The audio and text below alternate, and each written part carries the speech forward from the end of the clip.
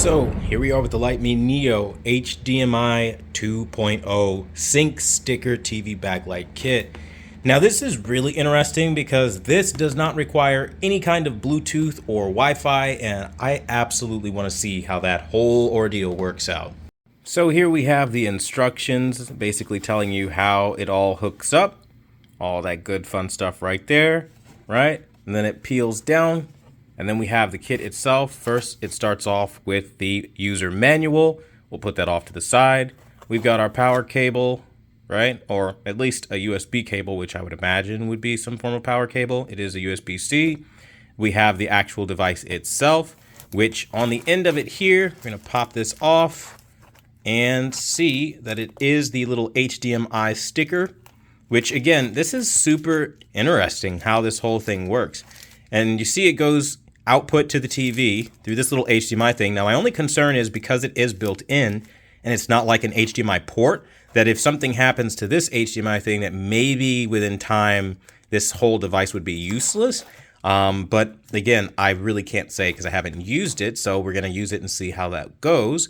But that is the immediate concern from my experience with cables. Now we have this right here, which is the power adapter, and that's pretty much all the contents inside. I've lied to you. In fact, we have to lift this up, and there's more. So this is the final piece, which is obviously the backlighting. And yeah, it comes on a little spool like they all do. Very simple, and it doesn't have a heaviness to it, which is nice. It's going to be very light and very easy to put on. So yeah, let's get to it. Now you can see there's a little power switch here. But one thing I do find to be a little bit problematic is it's just one long LED strip that just kind of goes on and on and on, which, okay, I guess maybe fine. But I think one of the things that not so great is that it doesn't have the partitions needed to break or separate like we would normally see with these. And so it just kind of goes on forever and forever, meaning you got to do some really funky twisting of your LED strip itself, because it's not like separated into like the left section, the top section, the right section, and the bottom section. Okay, so I did a power cycle, and they're about the same now in terms of brightness levels. I know it really isn't picking up that well on camera, but they're definitely about similar. So again, the top one is going to be the HDMI 2.0 sticker HDMI kit, and the bottom is the Fantasia 3, or the Fantasy 3 rather. So yeah, the Fantasy 3 is, it seems like it's about as bright as this, but I really, again, we're gonna have to see with side-by-sides. So during the day, it's pretty dim. You can't really see a whole lot, and that's gonna be really something that you're gonna have to think about. Just honestly stating, like, it is not bright at all. So to put it in perspective, this is basically like what the HDMI 2.0 kit looks like, right? Now what I'm going to do is I'm going to turn on the Govia immersion and give you an idea of what that looks like.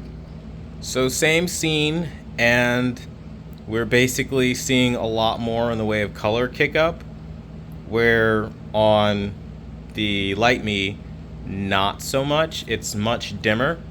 So that's really one of the bigger bummers, I think, about this particular kit, is that it's not really going to be suitable for a daytime environment, where something like the Go V in a daytime environment, again, keyword, is just going to be way better overall.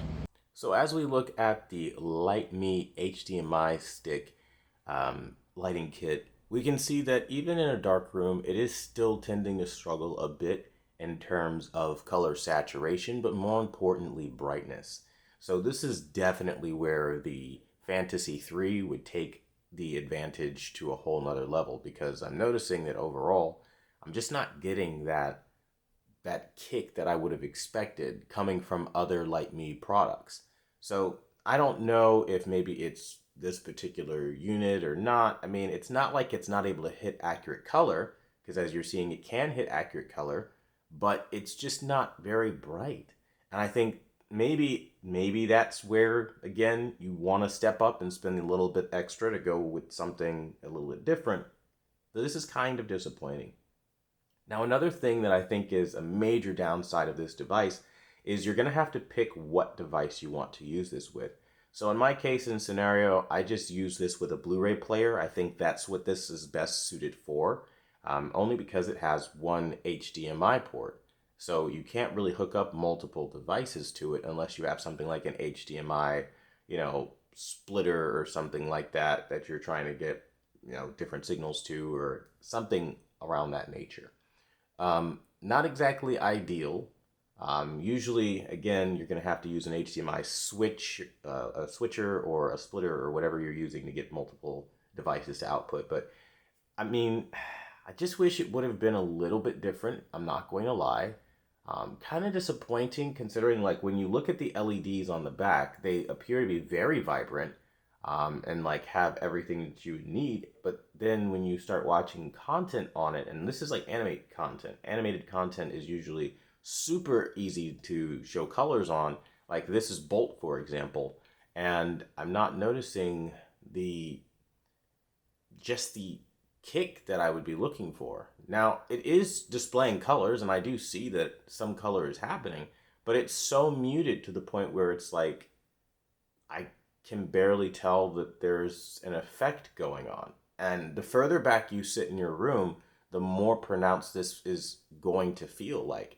Now, again, it does an accurate job of stopping when it needs to stop and starting when it needs to start, but I just feel like for this particular product, it's kind of not really meeting expectations that I would have hoped it to meet. Again, it's just color is so dim. And I know I'm saying that, but like I'm genuinely disappointed by this because I would have expected it to be so much brighter than this, especially coming from the Fantasy 3. So what I'll do now is I'll run those same scenes and I'll do it with the Fantasy 3 just so you get an idea of the difference in brightness level. So here we are with that scene in Bolt yet again, and the Lytmi Neo Fantasy 3 is just so much better. Like now I'm seeing all of the explosive highlights and pops of the color. It's so much more dynamic, and I'm like, wow, this is amazing. Where the HDMI 2.0 stick was not doing its job, like to the point where you're not getting the brightness really, and that's really what limits the device. It's so dim and you have no way of adjusting brightness that like you can't see the immersive effect that these light kits are supposed to have, and it's extremely disappointing if I'm just being honest here. And it's so disappointing to the point where it's just kind of like going back and forth between the two. It's an immediate difference. And I think when you have something like that happen, you'll find yourself kind of being saddened, I guess, if you had any expectations going into it. We're going to run this Buzz Lightyear scene again. This is the Fantasy 3, and you saw what it looked like on the HDMI stick from Lytmi. And there's a clear and obvious difference here, right? And I think, again, the Fantasy 3 is most suited to go up against something like, obviously, the Philips Hue lights or, even the Go V type lights, like the T2. So I'm not sitting here saying that the HDMI 2.0 stick has no place at all, because I know it's not really positioned to go up against those light kits. But at the same time, it definitely is. It's so underperforming in the terms of like you're just not seeing that vibrancy like you need to, and that brightness like you need to the point where you almost don't even notice that you put on a light kit, especially if you have to size it and fit it to your TV. It's a bit of a hassle for there not to be enough of an effect. And so my review of this product would kind of be like, it's great, and I would probably say a setting where you just want faint lighting. You don't really want it to be overpowering because you find like maybe these effects to be a little distracting or disturbing.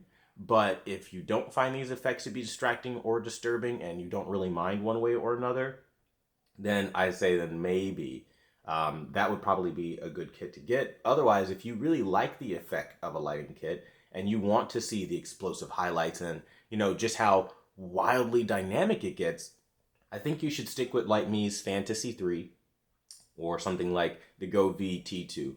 I still don't recommend Philips Hue because they're way overpriced for what they do, and there are totally options like, again, this Fantasy 3 playing right now that is just a world of difference.